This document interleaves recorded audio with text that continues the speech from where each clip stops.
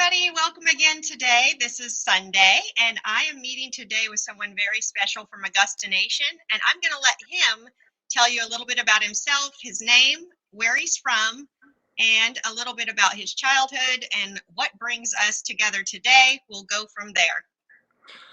Good morning. My name is Logan Elbers, and I am in Columbus, Nebraska.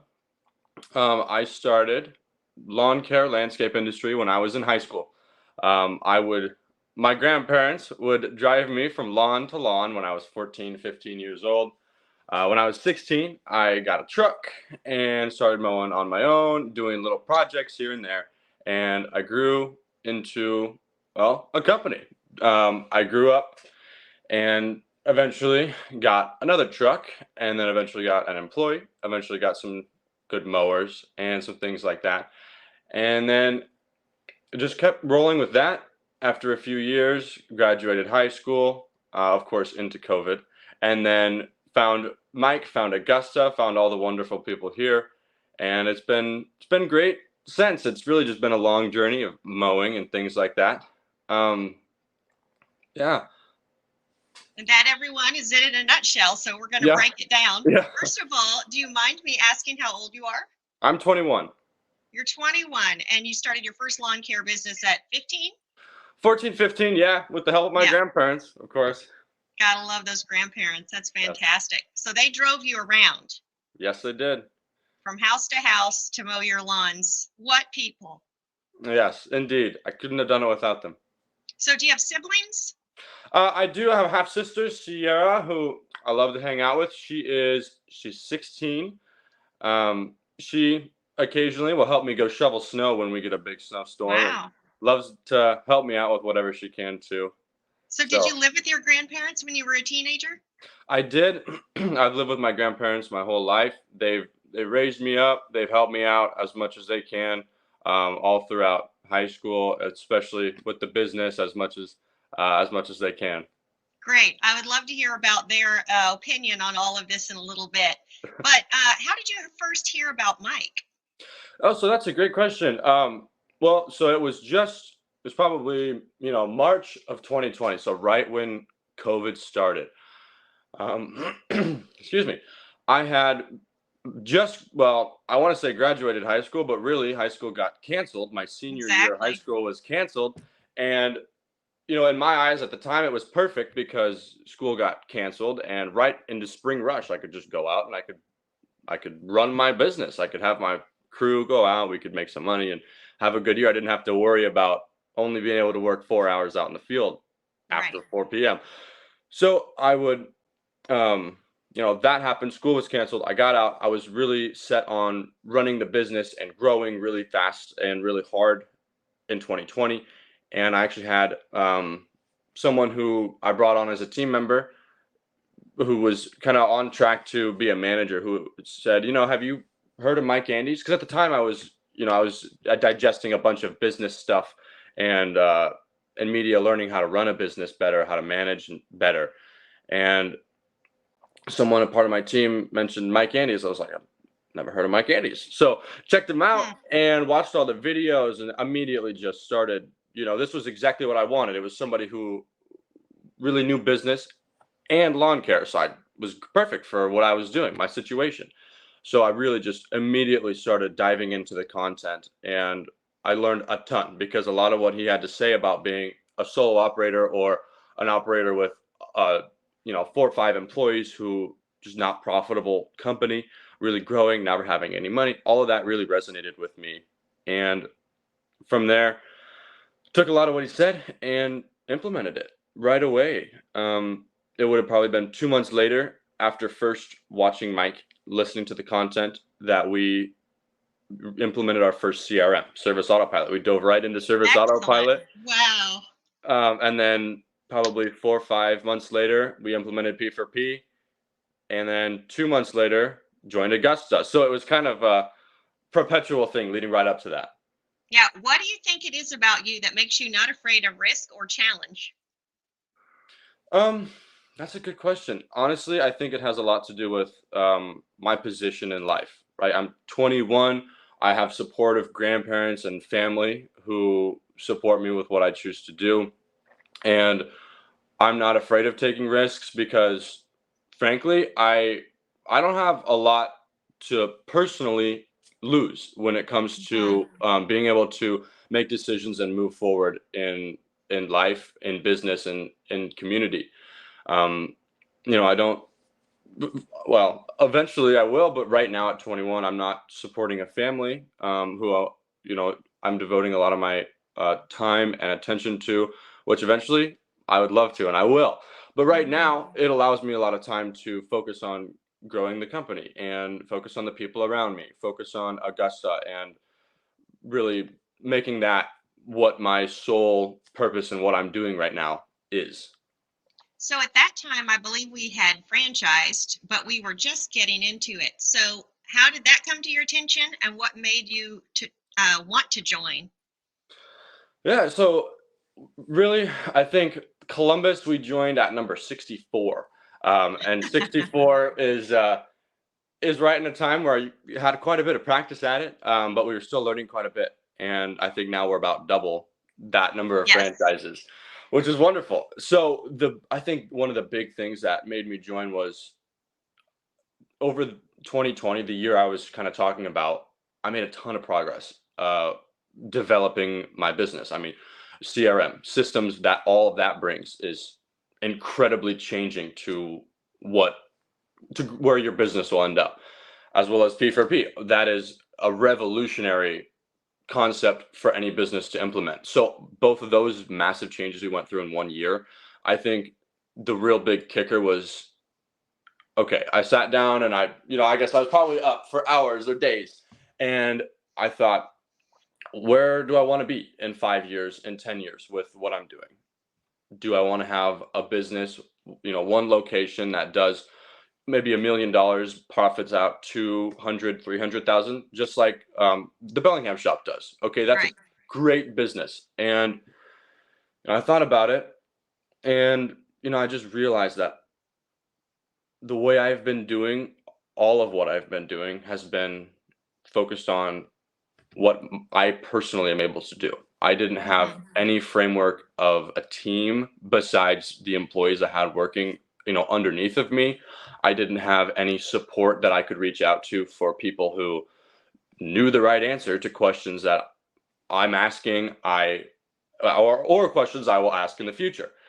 And realizing that the opportunity right in front of me will solve all of my problems. I can join a part of a team who are doing the same thing I'm doing with varying degrees of goals, mixed in there. It's people that have done it before, want to do it, and they're very supportive. That was probably the big thing because we were already kind of a mini Augusta at the time. P4P, service autopilot, right? The big difference is I was answering the phones. I was doing, a lot more work than on that side of it than I do now after we've joined. I hope that kind of makes a little sense there. That's awesome. So when you came the first time for training, you were starting your first location. How was that for you? You were already in service autopilot, so that must not have seemed very daunting to you. Yeah, admittedly, we had a lot of the hard basics covered. So like you said, service autopilot, P4P, we were running those. The systems, I understood pretty well, and we had implemented fully into the business. So, going there at the time, I felt like, okay, well, this is easy enough. I can, I can figure out how to communicate with command center, an offsite office. That's something very new to me. I can figure out how to grow the business. That's something I've done for the last 5-6 years, right? So that was how I kind of felt after leaving it. I knew what I needed to do. I needed to simplify my services, focus on the recurring stuff. I knew I needed to lean into command center and the systems that Augusta offers. And that's what I did. I really tried to do that a lot throughout 2020. No, I guess I'm offset a year. 2021 would have been the year I was talking about, 2022. So this last year was when I really tried to do a lot of that stuff. And that's what I did. So, but of course, once we got into spring, once we got into summer, I realized how how much I still needed to learn, and how much Didn't we all? yes, of course, right.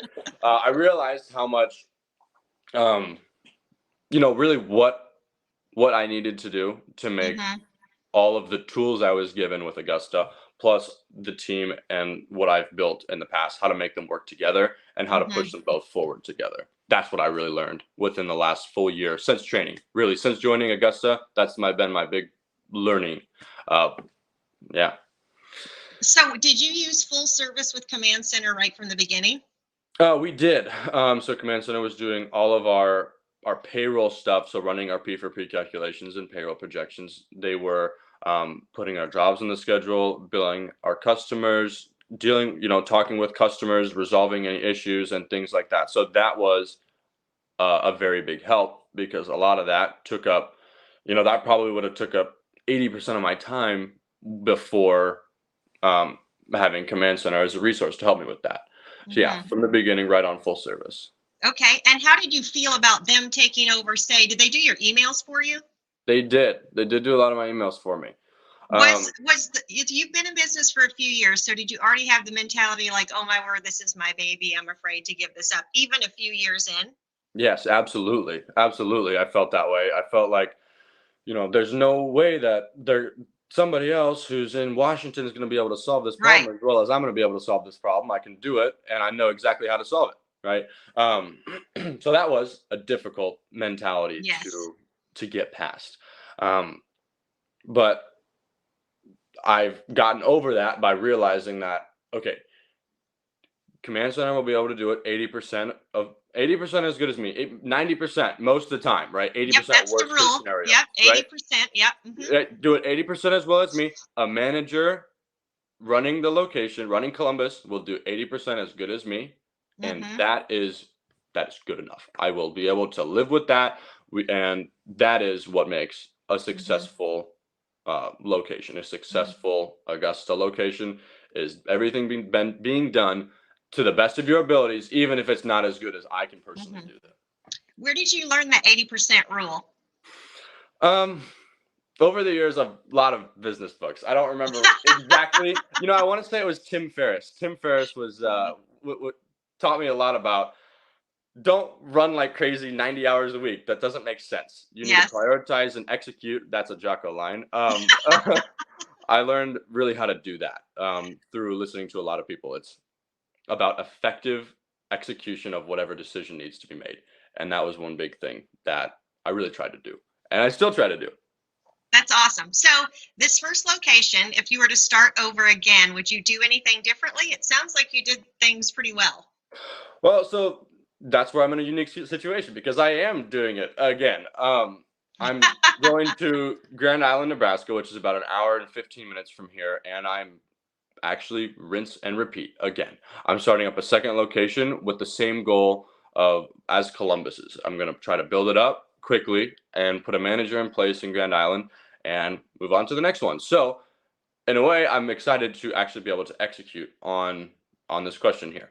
Some of the Hmm. things I think, or I know I will do differently in Grand Island is number one, I will have a lot more consistent scaling of growth. Um, a lot of times when we join or when we start up lawn care businesses, um, the mowing is great and it's easy, and you can make a Hmm. lot of money doing that really well. But when it's time to grow, where I was, I wanted to grow and get a bigger business. So we would be doing $400,000 or $500,000, with more than half of that revenue being projects. Projects are difficult to say the Yes. least, Yes. very difficult. And one thing that I learned is that there's a right way to do projects and there's a wrong way to do projects. Regardless of whether you do projects right or wrong, the amount of time you have to spend doing managing project-based labor versus mowing or recurring-based labor is 80 to 20. Hmm. Most of my time was spent managing projects. Mowing, I could send 2 or 3 guys out, 4 guys out to mow all day long. I would have zero issues with that. I have 1 or 2 guys on a project, and I have to be there all day making sure it Yep. got done right. Yep. So with Grand Island, that's one thing that will change. Yes, we will do projects, but it's going to be different types of projects. Our sole focus is going to be on growing recurring revenue consistently to set us up better for next year, to set us up better for the year after that. That's one big thing. So what would the services be from the beginning that you're going to be offering from the second location? So straight from the gate, we will be closing as many jobs as physically possible for mowing. That's really Okay. going to be what we try to do. Mowing and bed maintenance, where we're on site every week, every other week, generating revenue for with the same customer base, building that really solid customer base there. So, and what I like to do is think we're going to try to close 70% of our mowing and recurring base project or work. We're also going to do projects, but we're going to stick to the easier projects. So spring cleanups, fall cleanups, bush trimmings, pretty easy to do. Yep. Also pretty easy to teach somebody else how to do. Right. Mulch install, pretty easy to do. So we're going to stick to those for Smart.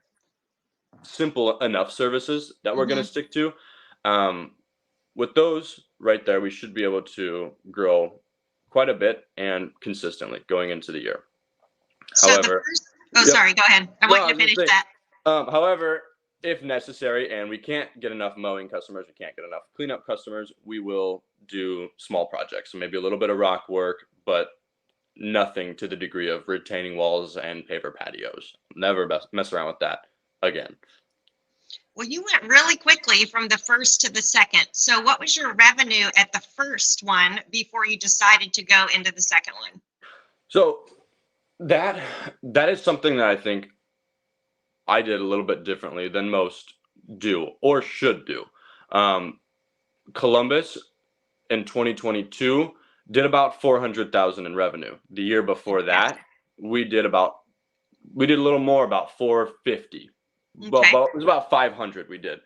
Again, that was the year we did projects heavy. So we did about 500 in projects and mowing, of course. And last year we did about 400. And, you know, in my eyes, it just felt like the right time to step out of Columbus and hand that off to a manager. Going into this upcoming year, the goal is to do about 500, to do somewhere between 450 and 550.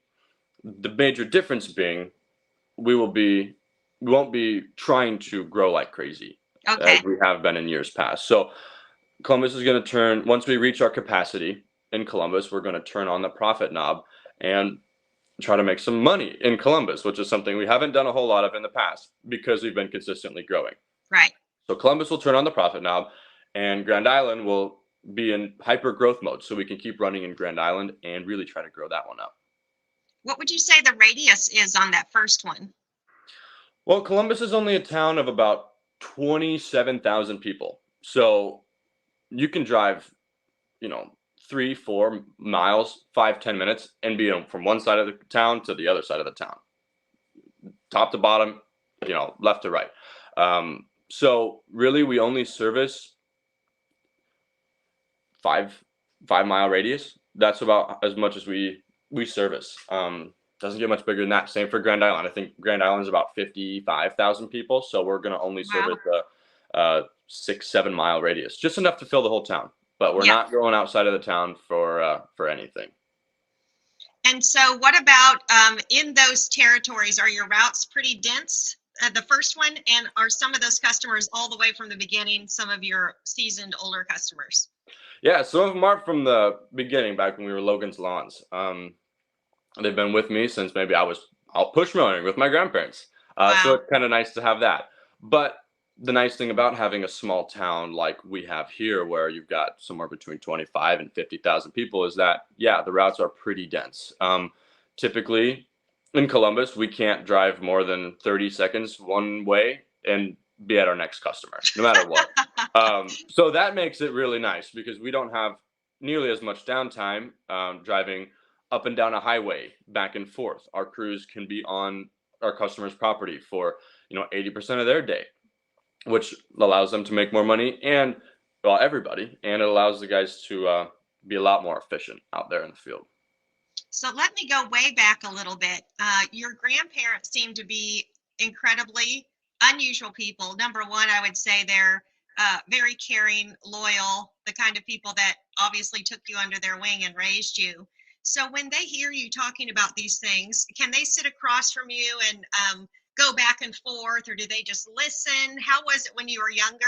Or did they just be like, that sounds great, that sounds great, and then whatever you want to do? Or did they give a little pushback, or how was their support exactly? Yeah, so they've always been very supportive. In high school, I was really involved in music with band and choir. They loved that. They understood that, and they loved to listen to it and help me with Yes. that. So that was one place I saw their unconditional and understanding support, and that really, that part of it allowed me to do what I do now. When we started mowing, um, 5, 6, 7 years ago, it was easy and great because yeah, that was easily understood to pretty much anybody. I'm gonna mow lawns and I'm going to get more customers. I'm gonna make a job out of this.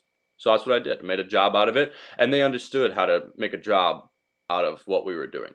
And that was wonderful because of course I needed their help, not only to actually drive me from job to job, but I couldn't fix a mower at the time, and my grandpa, he could. So he showed me how to do that. And at the time, I couldn't do, I didn't know how to navigate a computer well enough to make an ad. So they just let me use their Facebook account. That's awesome. Right. So we eventually kind of took a shift in that because what I do now is a lot different than what I did when I started. For sure. And it goes over most people's head and sphere of what they understand when it comes to business. I'm not talking about people that are super in business or business owners Right. themselves. I'm talking about our parents, right? And Yes. our employees parents. A lot of them don't understand what we do really, and it kind of puts me in a unique opportunity because I can try to explain it and I can show them what I do, and it forces me to do what I do in a very simple way. Right. I It's don't true. have complicated, crazy old spreadsheets. Well, I do, but when it comes to explaining it to my grandparents and to my team, I make sure that I do it in a way that's super simple. So that Yeah. way, if my grandparents can understand it, I know my team in the field can understand it too. It allows me to simplify things and go at it that way.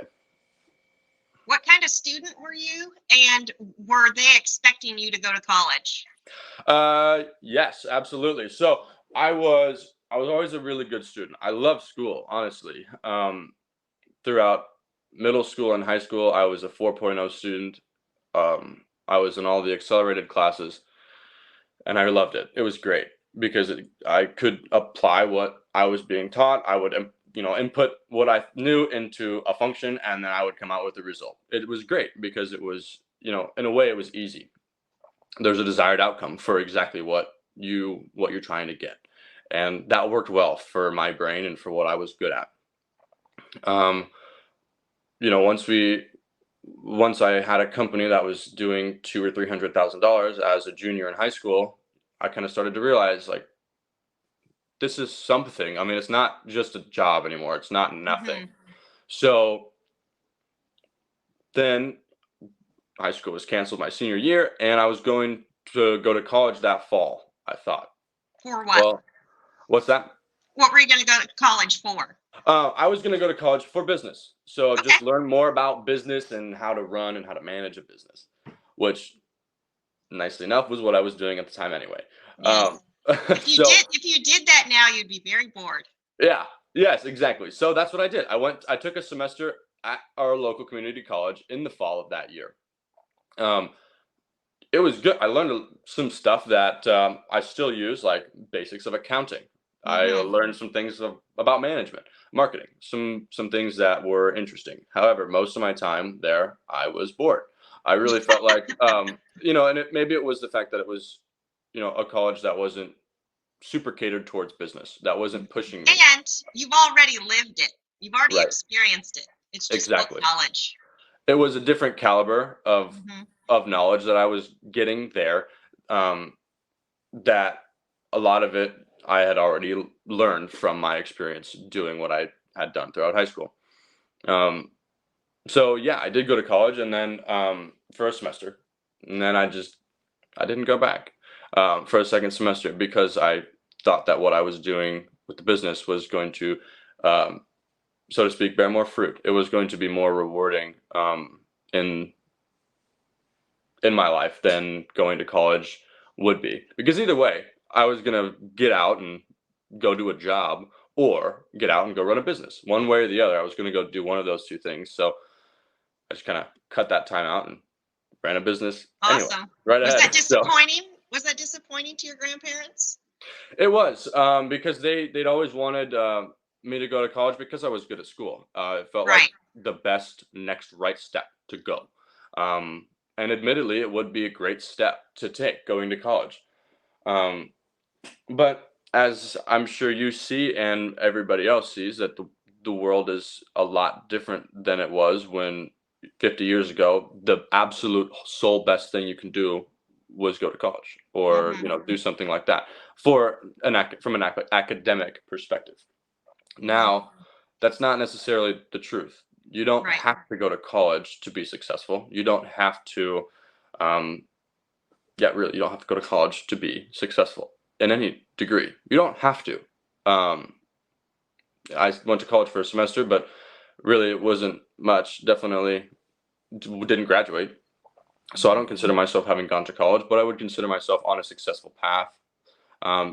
because it takes more than what's in your brain to get what you want, to do what you want to do.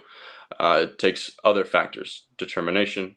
Uh, it takes general knowledge, and it takes Yes. just really effort, trying to do what you want to do, and continuously coming back to that.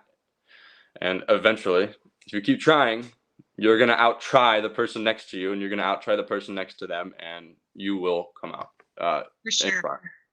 For sure. So anybody listening is going to wonder about your employees, because to make that much money that young, and by the way, you were probably making more than your teachers of the classes that you were in who wanted you to go to college. Yeah. Yes, I was. Yeah. And so when you think, when they're looking at you and they're thinking employees, okay, so your first employee, was that somebody from school? Did you put an ad out to get someone? How did your employee additions increase? Yeah. So my first employee was my best friend in band. He was a great guy, fit, young like me. So he would work with me after school. We would go out and mow lawns from 4 p.m. to 8 or dark or whenever came Hmm. first. And then after that, that employee stuck with me for about 5 years. Then the next employee was same thing, guy from school, good friend from actually the cross country team, who quite clearly would have been pretty physically fit, pretty capable of doing the job. Yeah. So I would hire my high school friends, Okay. and we would go out. We would do, we'd do as many jobs as we can after school, on the weekend, Saturday, Sunday. It was like a full time job plus a full time in school for all of us. Yeah, I bet. Yeah. So to go up to the second location, how many employees did you have in that first location that took you to 500, 400 to kind of not finish up that location, but to the moment when you bought your second one? So that would be another place where we saw a massive shift between the last 2 years. 2 years ago, that summer I was talking about, when we implemented P4P and Service Autopilot joined Augusta, we had, at our peak, we had 13 employees. Wow. Yeah, a lot of guys. We would run I bet, around. let me guess, I bet you went to 8 employees on P4P. Um, Close. We went to 6. Whoa! Yeah, That is fantastic. yeah. So that's what we did. Super big crew. We'd run out, 4 guys in a truck, do projects. Oh my word. Yep, it was great. It was great because I learned a lot, and I truthfully mean that. I did learn a ton about what to do and what not to do. We implemented P4P, and so that was 13 guys at the last year, or 2 years ago. 13 people 2 years ago. This last year, we ran 5 employees full time plus myself, and we did. And made 400,000. Yeah, and it was between 4 and 5 people full time, and we ran pretty much a very similar revenue line, focusing more on the recurring services. Yeah, so wages is the biggest cost for a business owner. Yes. So the cost of your wages, what do you think? You halved that? Yes, for sure. The ratios are Right. are very much more in check now. We probably had 60%, if not more, in wages in that 2 years ago. Whereas this last year, including my pay, we probably had maybe 40, Hmm. maybe 40% go to wages. Wow, But that's awesome. yeah, setting everybody on P for P at 33% makes a massive difference in that. I would say your education and your love of learning makes a big difference here because the fact that you understand P for P and then implement it, seeing the value of it, and then watch your numbers that closely, but also explain it to your guys, I think is a really big deal and a really big blessing for them, I would say. I agree.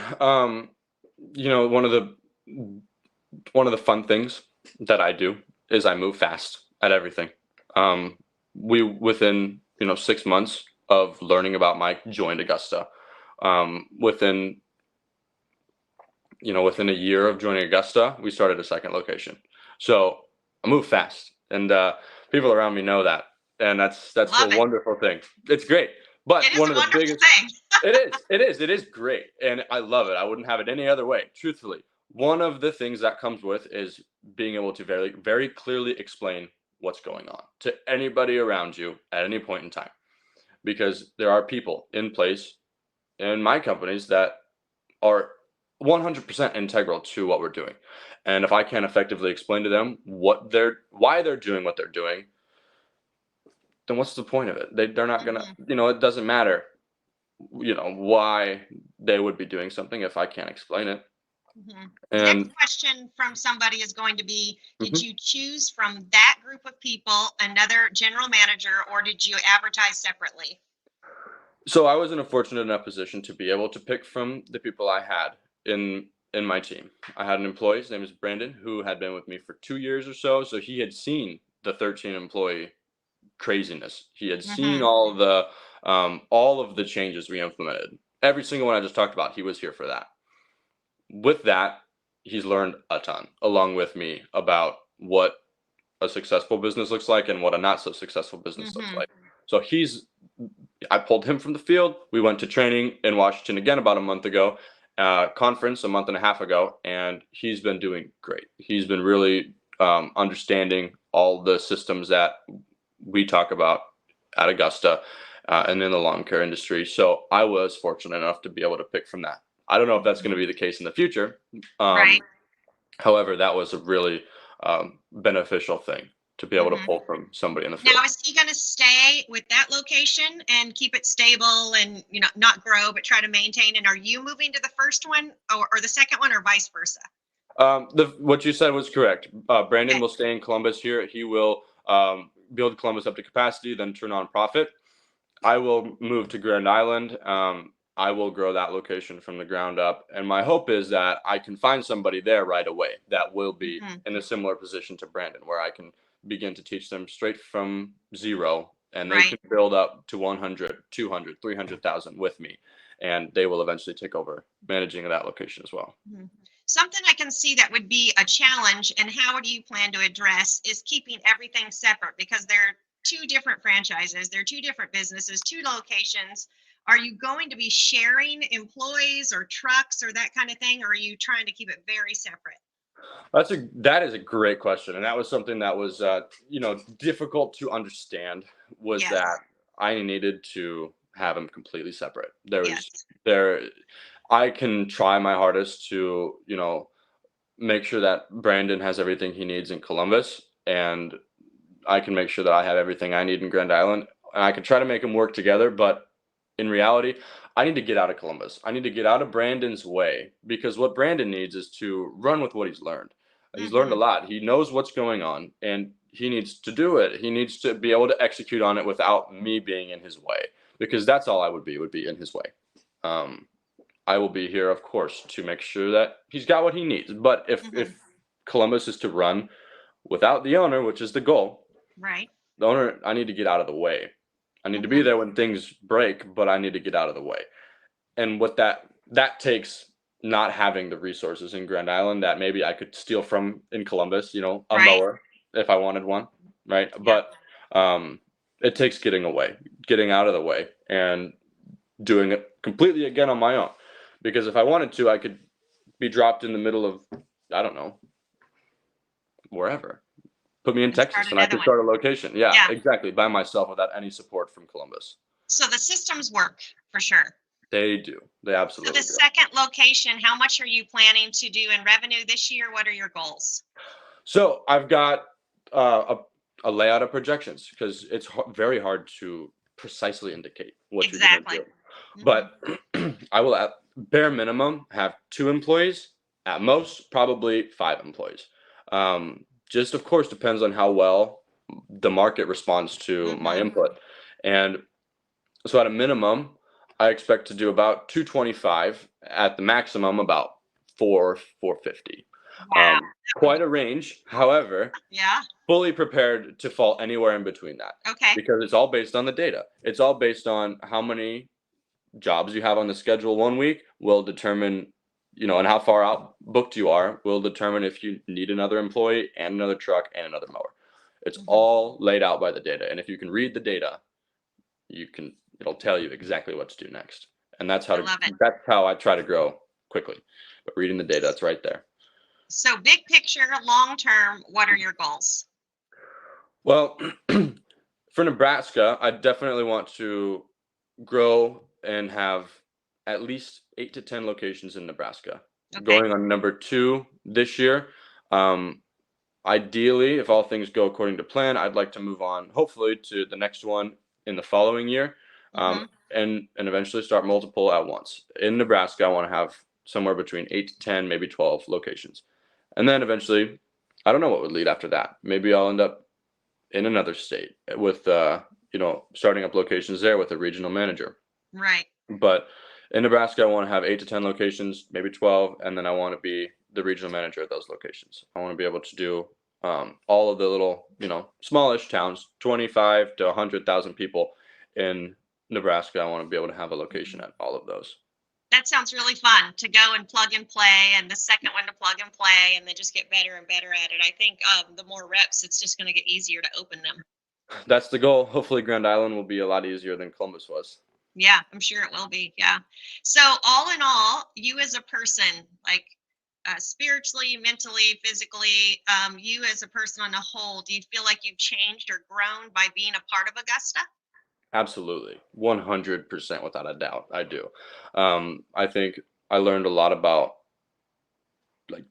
teamwork and what it means to be a part of a team, and not being afraid to use my resources and the people around me for both of our mutual benefit. That was one thing I really felt was a big deal for me. Additionally, I joined Augusta when I was 19, I think, and that's You're growing up with us. Exactly. That's exactly my point. It's been 2 years, and I'm a little bit older now and quite a bit more mature as a person. So even just that is something that has taught me a lot about what it means to be in the position that I'm in, with being a leader, with the people that I come in contact with on a daily basis, my employees, being a leader for my community and young entrepreneurs in my community, and young entrepreneurs in the community that we're talking on here online, all the young owners in Augusta Nation. I try my hardest to be a resource to them. And I think that if I can continue to try everything I can to be a resource to as many people as I can, then that'll be a pretty good success in my eyes. So your competitive advantage, I would say, is your youth. And you were not afraid to trust people. Like, you know what it's like when people get older and they've been burnt by so many people and been so disappointed. It's almost like your ignorance, not in a bad way, has been bliss, because you've taken the risks that were needed, and then it worked out well for you. Yes, I completely agree. I think being my age and the risks I've taken in the past have really snowballed into being able and being comfortable with taking the risks that I take now. Going to college was scary, or not going to college was scary. All of that stuff is scary. Hiring employees is scary, especially at 16, 17 years old. It's all scary. You can get one bad letter from the government. Oh no, right? It's scary. Totally.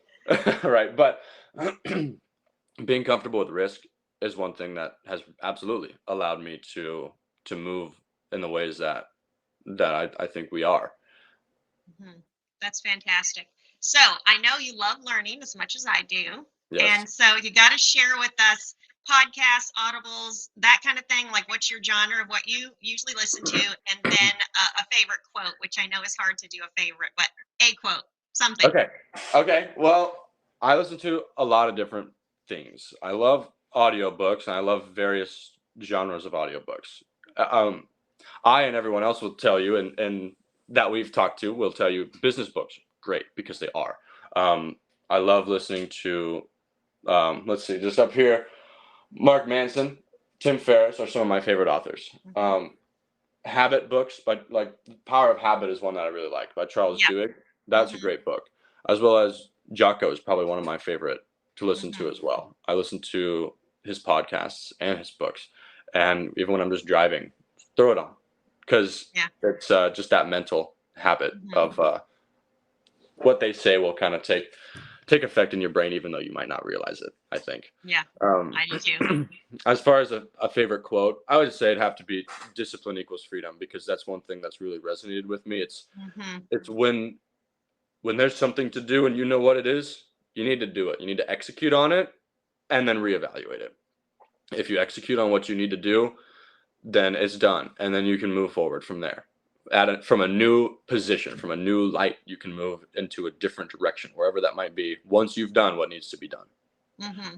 I For would sure. say that's definitely I love that. that quote too. It's really just a mantra to live by. It is. Yeah. So I think that it would be nice for you to share an overall like encouragement to young guys just starting out, and then to older guys, as you've watched some of them struggle. What would you recommend to them to try to pivot and change and to move forward with Augusta, inside of Augusta, or a business owner even outside of Augusta? You have a lot of value to bring. So if there's something you'd want to say to encourage them. Yeah, so I think well, I got two things. Okay, the first one is try as hard as you can to be flexible. The second thing is look at your numbers and your data. Okay? To build on the first one, being flexible, I think you don't have to be as, high risk tolerance as I am. You don't have to be at all.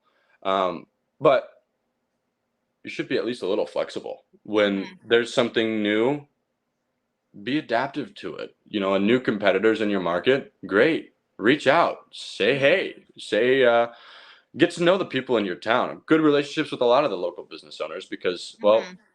we're not competitors per se. We're we're people in the same group, same field, just trying to all get better together. So Right, for build sure. relationships with people like that and be flexible as you can. Mental flexibility, uh, physical flexibility. Now I don't mean like bending around. I mean being able to put yourself physically in positions to be able to do what's necessary.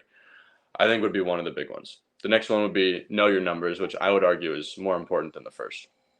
Really getting yourself on a system where you can have checks and balances in all of your data is integral to sustaining and growing. Right. P for P on having a set rate that wages are going to be paid out at, a percentage rate of your top line revenue is Hmm. huge because I'm not fluctuating 50% one week, 70%, 30%, all these different weeks. My data is the same. I can use that and I can look forward into the future and know exactly what the company is going to look like in 1 year's time if we execute on X, Y, and Z plans. Um, Additionally, like budgeted hours and an hourly rate. I know that, in Augusta, something that you pretty much can't live without. But for Hmm. anyone outside of that or anyone who's maybe on the fence about that, using those systems of metrics are integral. Because if you don't know what you're charging the customer and you're just charging every customer $30, there's no way that you will be able to tell how you're doing. Hmm. Right. Um, you'll be all over the place. Some yards $30, 15 minutes. Some yards $30, 45 minutes. That doesn't make sense at all. Hmm. And keeping all that standardized is a necessity for young and older business owners or any service business at all. For sure. Okay, well, thank you for your time today. I'm truly honored that you would take the time with me. We're right before busy season, and if we met again in a year, it's just a huge amount of things that are going to happen. And so I wish you best of luck and all the success on the second location, and I'm really super proud of you. Thank you. Well, we'll talk in a year and see where things are then. All right, have a great day. Thank you. Bye-bye. Bye.